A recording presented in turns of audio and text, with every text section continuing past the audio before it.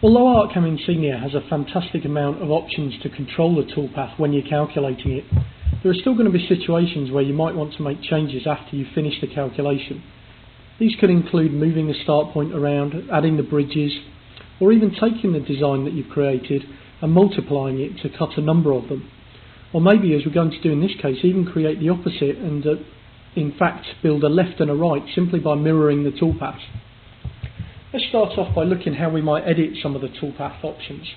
First of all, we could take the outside cut if we wanted and perhaps edit the leads and start point that we've got here. You can see at the moment we're leading in over on the right. This is right by the handle, and perhaps it would be better if I just drag that around and actually put the lead in and out on the bottom of the door, where it might be a bit easier to sand and we're less likely to see it on the finished part. You can see I can also change all the parameters that I've got in here, even maybe changing so we don't lead out and we only have a lead in.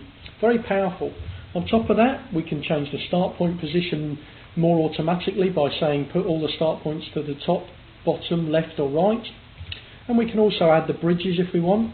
In this case we might want to create 4 bridges, which again we can move around, and they will provide little tabs of material that are going to hold the part in place when we cut them out.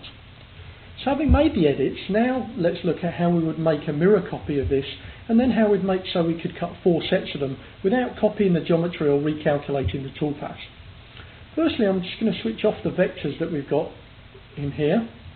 I'm going to select the toolpath data, and I'm going to go into the toolpath transform.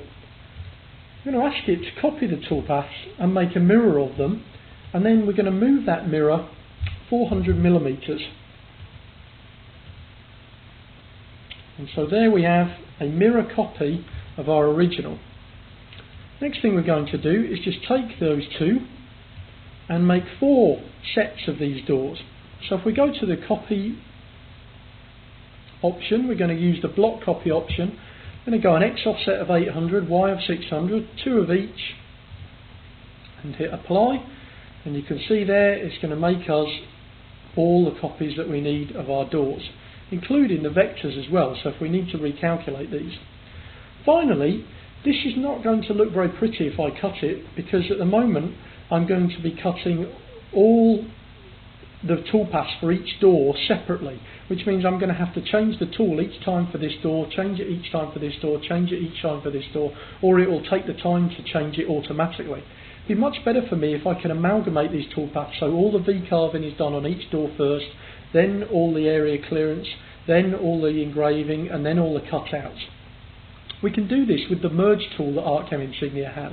If I take and select all these toolpaths, we go into the merge option, I'm just going to say automatic, but I want to cut the profiles last, so I want to make sure that I do the cutout passes final.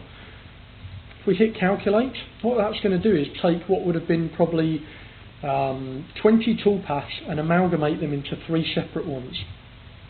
If we want, we can simulate these, we can output them now. We do the conical cutting first, the V-bit second,